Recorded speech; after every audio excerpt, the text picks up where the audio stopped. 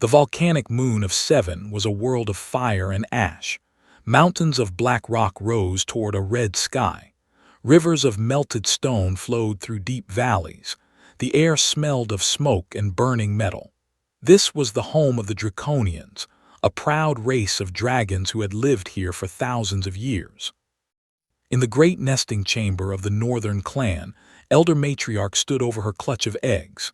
She was a massive dragon with scales the color of dried blood. Her eyes glowed like hot coals. Beside her stood her mate, a warrior dragon with scars across his face from many battles. 5 eggs lay in the warm ash. 4 of them pulsed with a beautiful red light. This was the sign of pure flame essence, the mark of a true draconian. But the 5th egg was different. It glowed with a strange silver light that made his heart turn cold. The healers came to examine the eggs. They were old dragons with wise eyes and careful claws. They touched each egg gently, feeling the life inside.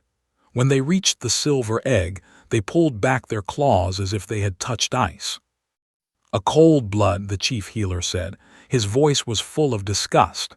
"This one will never produce flame. It is defective." Felt shame burn in her chest. In draconian society, a cold blood was the worst thing a mother could produce. For generations, their laws had been clear.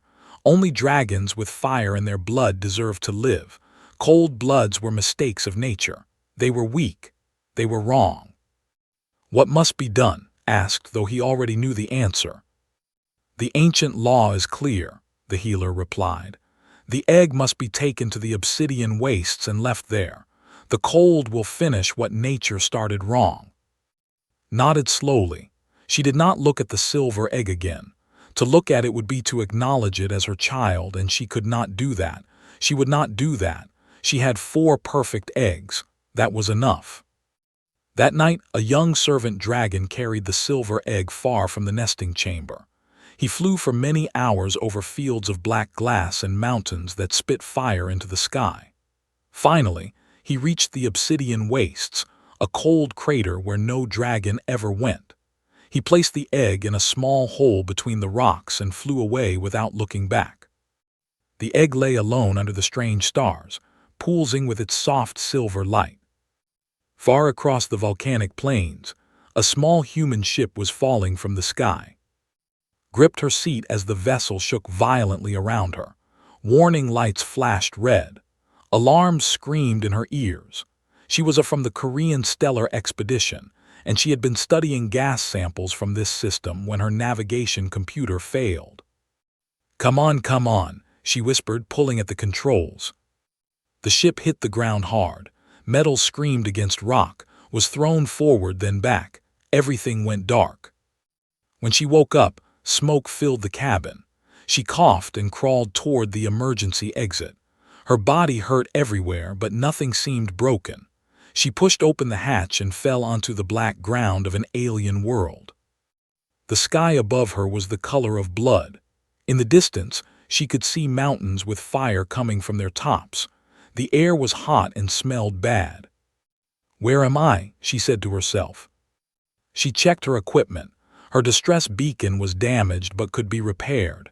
She had food and water for maybe 2 months if she was careful. Her thermal suit would protect her from the heat. She was alive. That was something. For 3 days, worked on her beacon and explored the area around her crashed ship. She found a small cave that would give her shelter. She collected water from steam vents. She was a survivor. She would not give up. On the 4th day, she went further from her camp than before. She climbed over sharp black rocks and crossed fields of glass that reflected the red sky. She was looking for better shelter, or maybe another source of water. Instead, she found the egg. It was sitting in a small hole between the rocks, glowing with a gentle silver light. Stopped and stared at it. She had never seen anything like it. The egg was about the size of a football, covered in tiny scales that shimmered like moonlight. She knelt down beside it and reached out her hand. The egg was warm but not hot like everything else on this world. She could feel something moving inside it, something alive. Looked around. There was no nest, no mother, no sign that anyone had been here for days. The egg was alone, abandoned in this cold crater far from the volcanic heat that seemed to cover the rest of the moon. She knew she should leave it. She had her own survival to think about. She did not know what was inside the egg or if it was dangerous.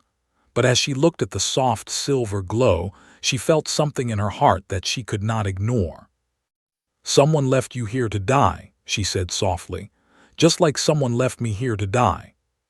She took off her thermal blanket and wrapped it carefully around the egg. It was heavy, but she could carry it. She held it close to her chest like a baby and began the long walk back to her camp. Above her, the red sky began to darken as night fell on 7.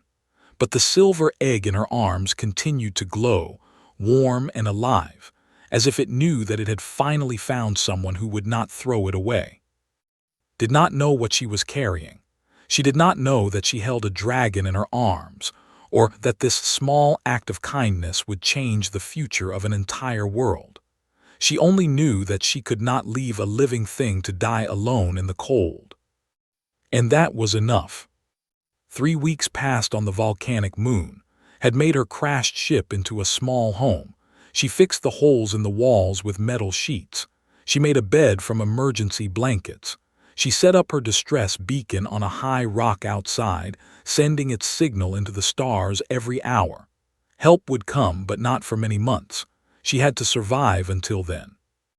The silver egg sat in the warmest corner of her shelter.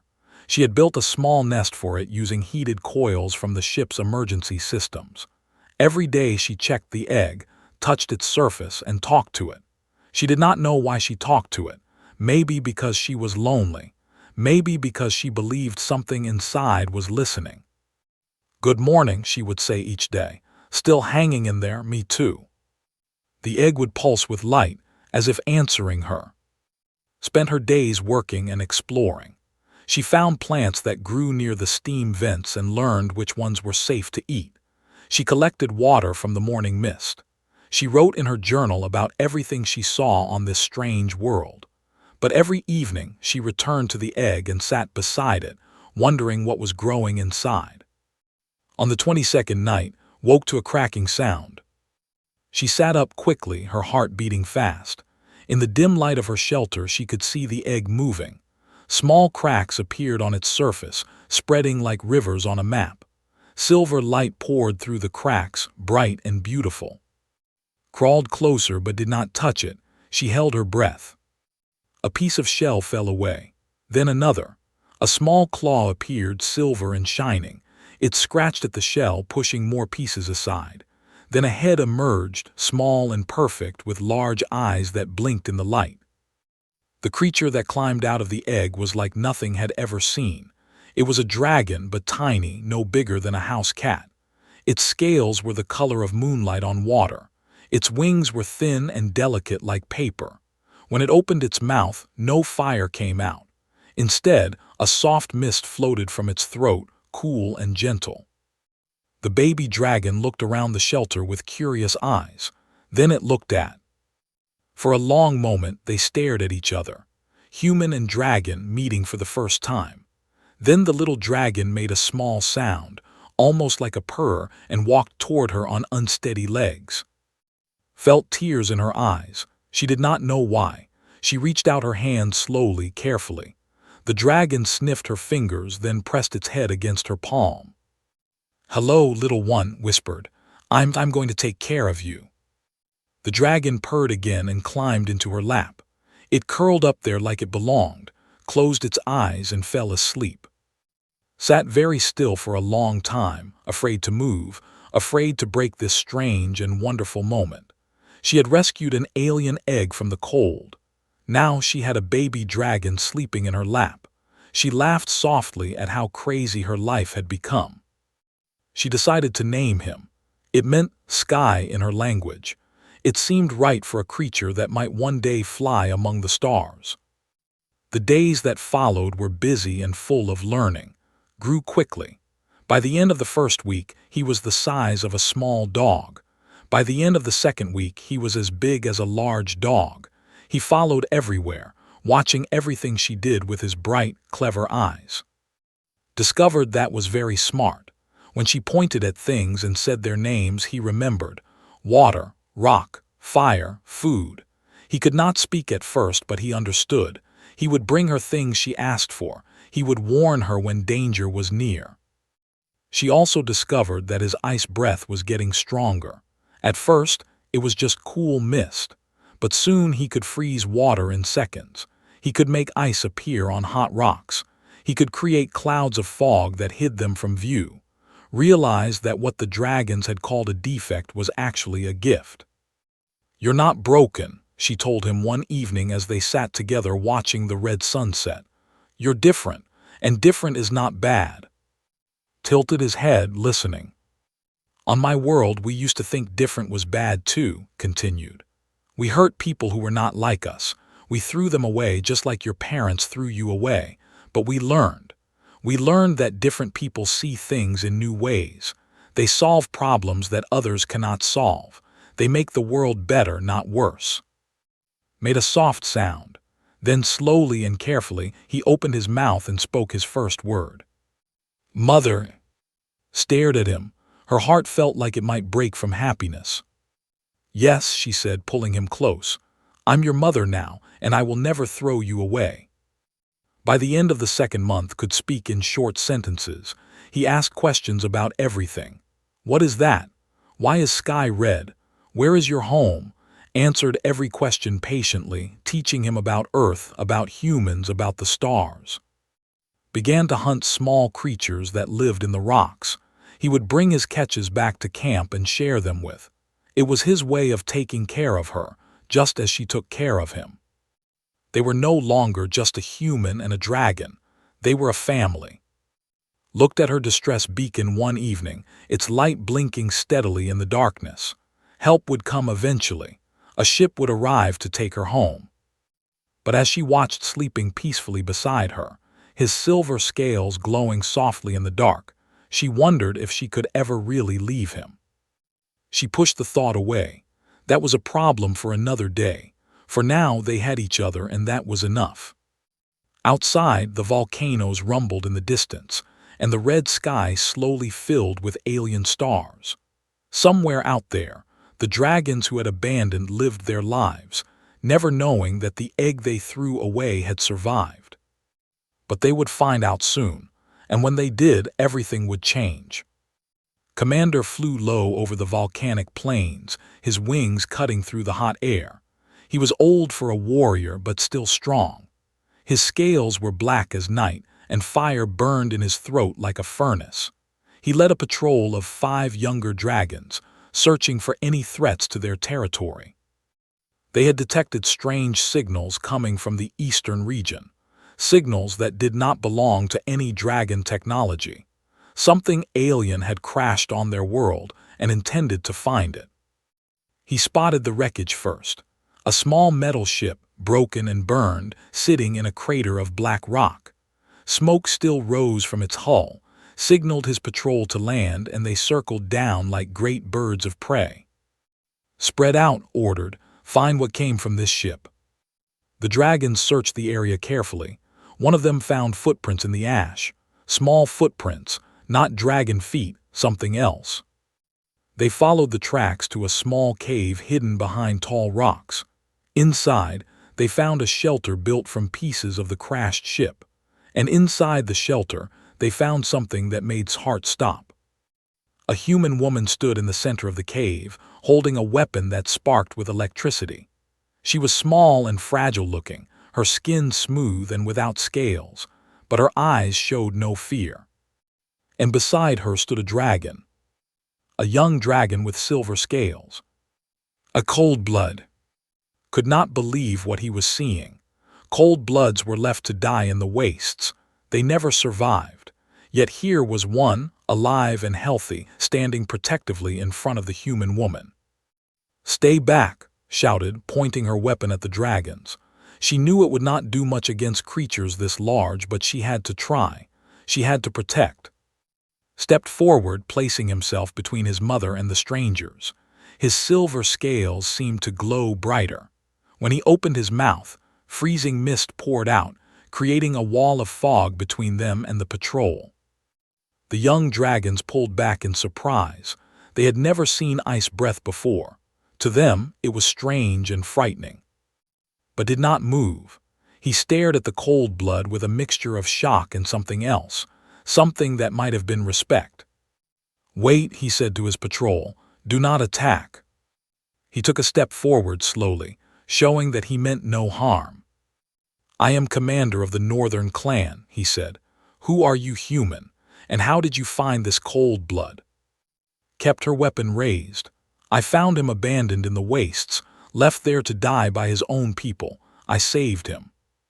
"That is impossible," one of the young dragons said. "Cold bloods cannot survive." "He survived because someone cared for him," replied.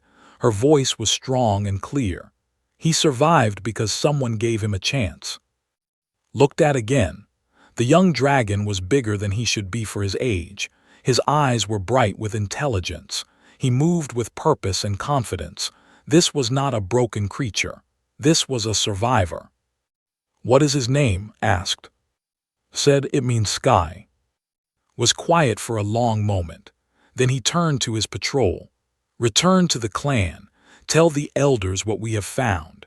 Tell them that the human and the cold blood are alive and that I am bringing them to the council." "Bringing them?" one dragon asked. "But Commander, the human is a trespasser, and the cold blood should have died." "I know the law," said sharply, "but the elders must see this. They must decide what happens next." The patrol flew away, disappearing into the red sky, turned back to end. "You will come with me," he said. "I give you my word that no harm will come to you until the council makes its judgment." Did not trust him, but she had no choice. She could not fight all the dragons on this world, and she could not run forever. She said softly, "We have to go with them." Looked at her, then at his young face showed fear but also courage. "I will protect you, mother." They traveled for 2 days across the volcanic landscape. Flew slowly so the human could keep up. He gave them food and water. He did not treat them like prisoners, but he also did not treat them like friends.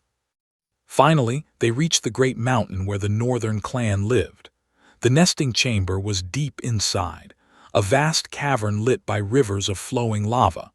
Hundreds of dragons lived here, and all of them stopped to stare as brought the human and the cold blood before the Elder Council. The council sat on high rocks, looking down at them like judges.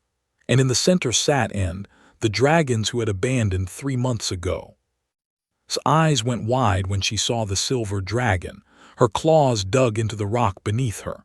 That is the egg from my clutch, the one we sent to the wastes." "Yes," said, "he survived. The human woman saved him." Stared at, there was something painful in his eyes. Shame, maybe, or regret. He said nothing. The council erupted in argument. Some dragons demanded that be destroyed.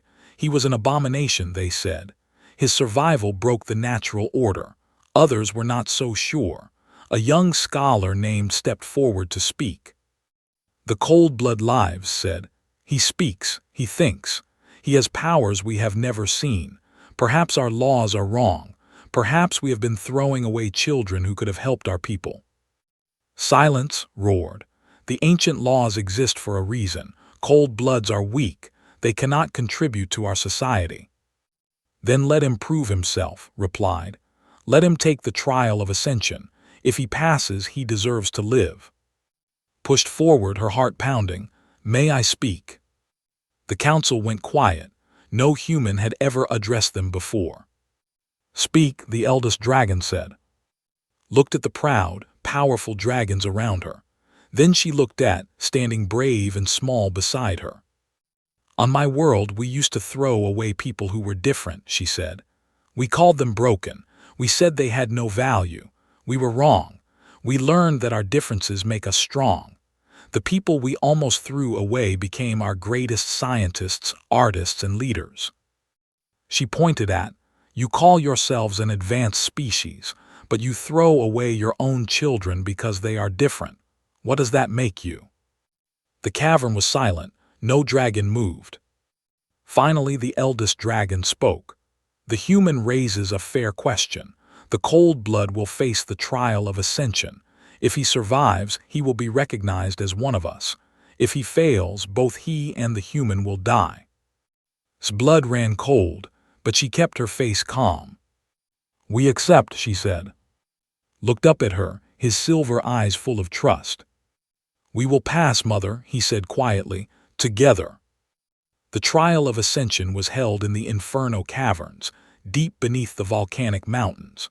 For hundreds of years, young dragons had entered these caves to prove their worth. The caverns were filled with rivers of melted rock, walls that burned with eternal fire, and pits that breathed poison smoke.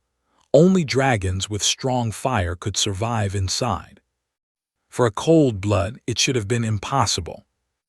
The night before the trial, sat within a small cave they had been given.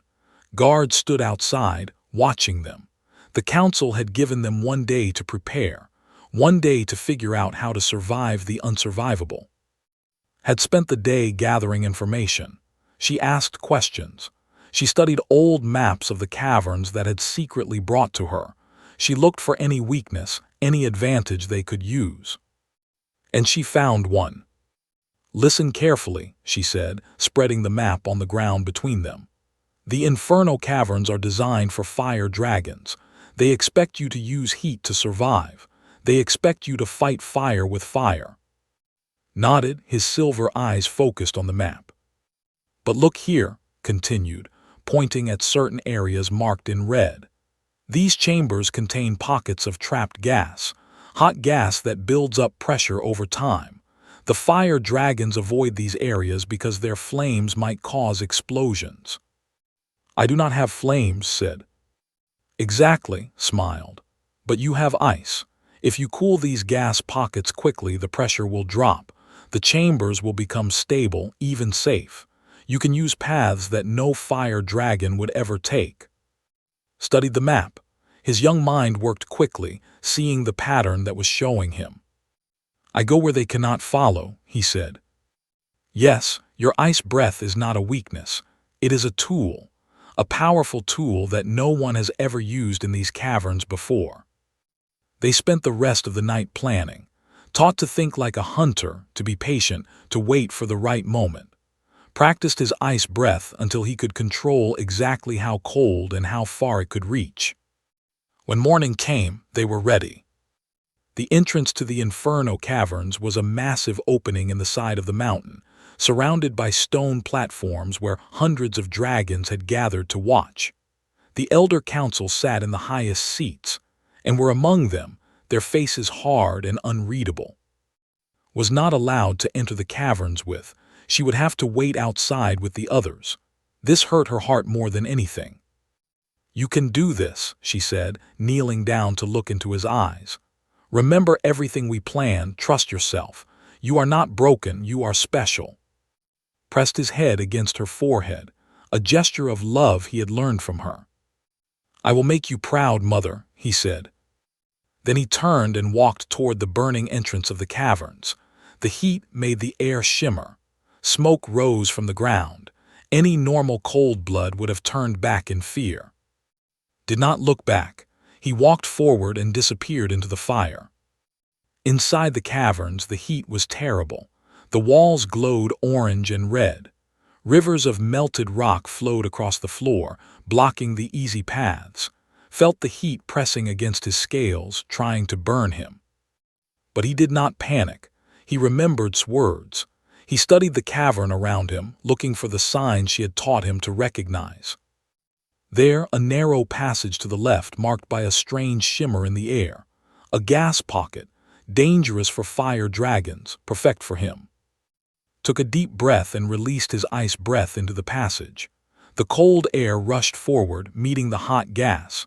There was a hissing sound like water thrown on hot coals. The shimmer disappeared. The passage became stable. He ran through before the heat could return. The next hours were the hardest of his young life. Again and again, faced challenges that would have killed any normal cold blood.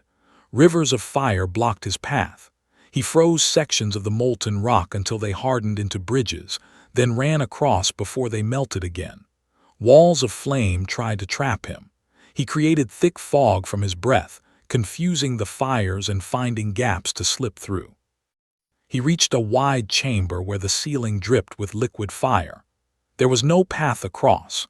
The other dragons who had taken this trial had flown over the danger, using their wings and their flame resistance. Could not do that. His wings were strong, but the heat above would burn them. He looked down. The floor was covered in melted rock, but there were stones sticking up from the surface. Stones that were almost cool enough to touch. He jumped. Stone to stone, moving fast, never staying in one place long enough to burn. His claws touched hot rock and pulled away before they could blister. He focused only on the next stone, the next jump, the next moment. He reached the other side with smoking feet and a pounding heart, but he was alive. The final challenge was the worst.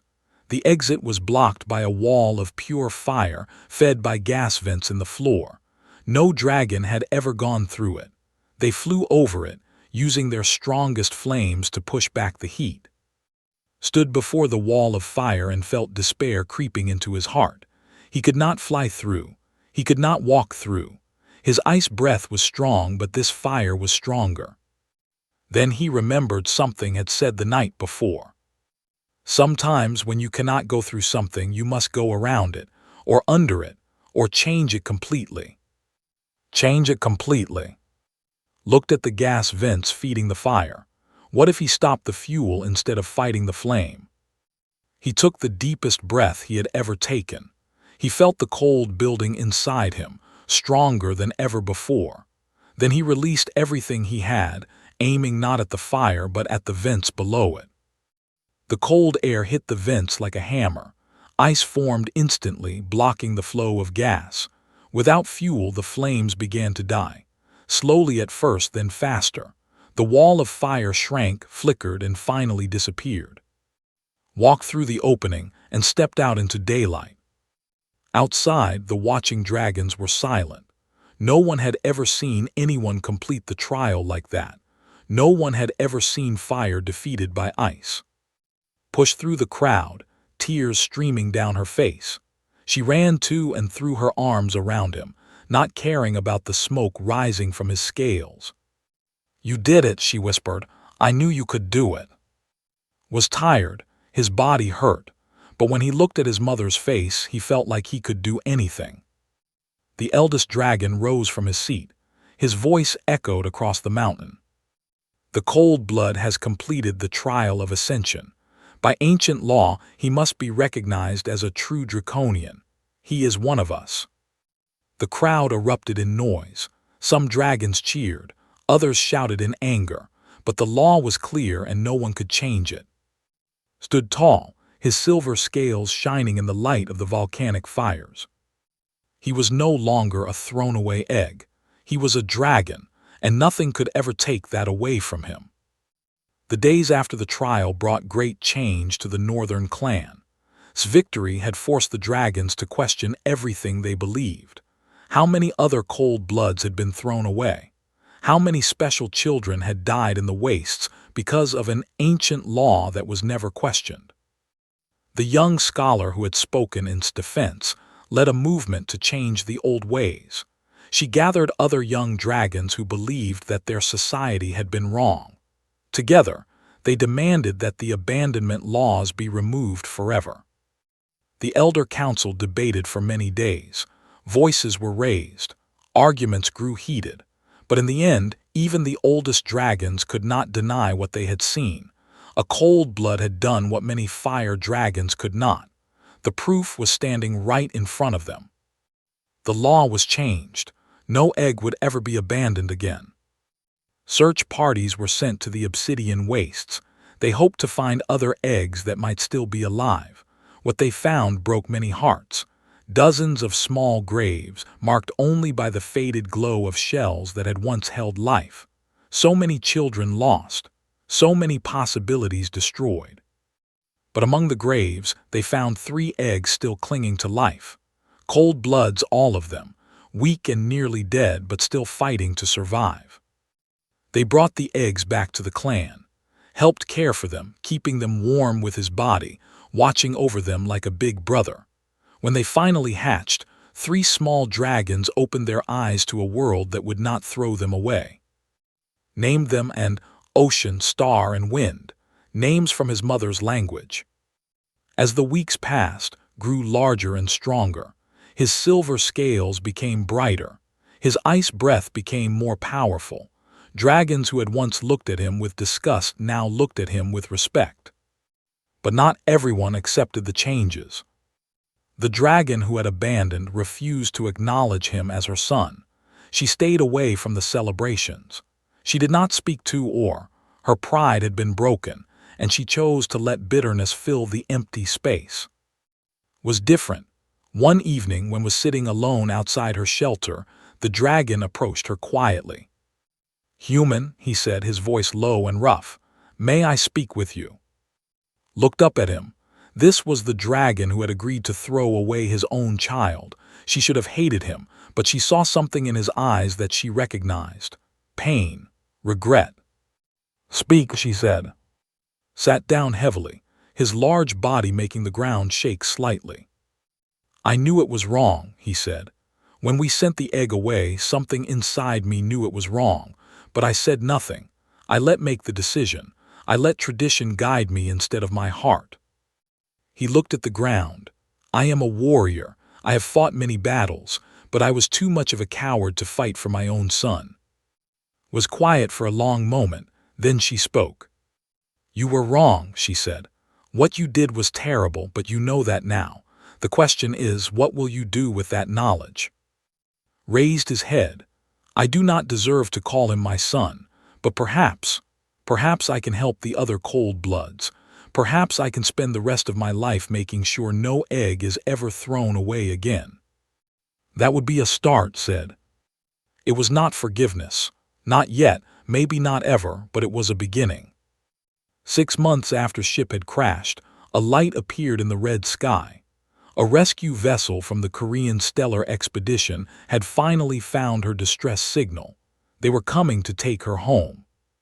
Stood on the volcanic plain and watched the ship descend. Beside her stood, now the size of a small horse, his silver scales gleaming in the light of the approaching vessel. "The ship will take you home," said. His voice was deep now, strong and clear. "You can return to Earth, to your people." "Yes," said I could. The ship landed softly on the black rock. The door opened and human faces appeared, faces that looked like her own. They called her name, waving, crying with joy. Did not move. She thought about Earth, her apartment, her friends, her old life. It all seemed very far away now, very small. She thought about Seven, the volcanoes, the strange sky, the dragons who were learning to be better. She thought about. She said slowly, "When I found your egg, I was alone. I was scared. I did not know if I would survive, but caring for you gave me purpose. It gave me a reason to keep going." Listened quietly. "On Earth, I was just a scientist, one person among billions, but here," she looked at him with tears in her eyes, "here I am your mother. Here I can help change a world." "Mother," said, his voice full of hope, "are you saying you will stay?" Smiled and placed her hand on his great silver head. "I am saying that I am already home." The rescue ship left without her. She sent messages to her family explaining her choice. They did not understand. How could they? But knew in her heart that she had made the right decision. Years passed. Grew older, but no less strong. She became an ambassador between humans and dragons. Other human ships came to Seven, and trade began between the worlds. The cold bloods that had once been thrown away became bridges between two species. Became a leader, not through war or conquest, but through wisdom and kindness. Dragons came to him for advice. Other species sought his friendship. He never forgot where he came from or who had saved him. One evening, many years later, and stood together on a cliff overlooking the volcanic plains. Below them, young dragons of all colors played together. Fire breathers and ice breathers, flying and running and laughing. The new generation knew nothing of the old laws. To them, difference was not something to fear. The sky was changing from red to purple as the sun set behind the mountains. It was beautiful in a way that had never seen on Earth. "Mother," said, his voice like gentle thunder, "do you think humans and dragons could ever truly understand each other?" Smiled. Her hair was gray now, and her face showed the lines of a life well lived, but her eyes were as bright as ever. "We already do," she said. "We already do." She leaned against his great silver side, feeling the cool mist of his breath against her skin. Below them, the future played in the volcanic ash, unafraid of difference, unafraid of change. An egg that was thrown away had become a leader. A scientist who crashed on an alien world had become a mother. And two species who had never met before had become family. This was the power of kindness. This was the strength of love. This was what humans could do when they chose to care. And on the volcanic moon of 7, under a sky of strange stars, a human and a dragon watched the sunset together and knew that they had built something beautiful. Something that would last forever.